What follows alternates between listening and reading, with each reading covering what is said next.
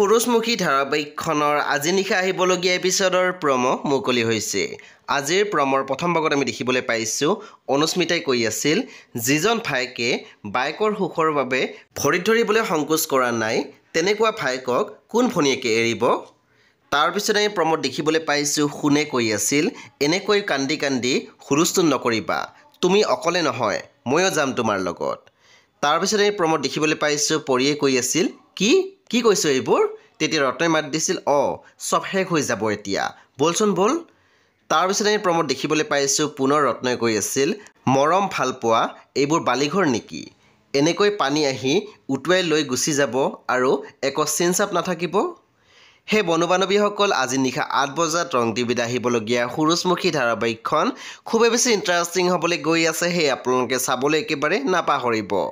পৰৱৰ্তী আপডেটৰ বাবে আপোনালোকে মোৰ চেনেলটো ছাবস্ক্ৰাইব কৰি কাষত থকা বেল আইকন টিপি দিবলৈ একেবাৰে নাপাহৰিব আৰু প্লিজ আপোনালোকে মোৰ ভিডিঅ' এটা লাইক কৰি দিব।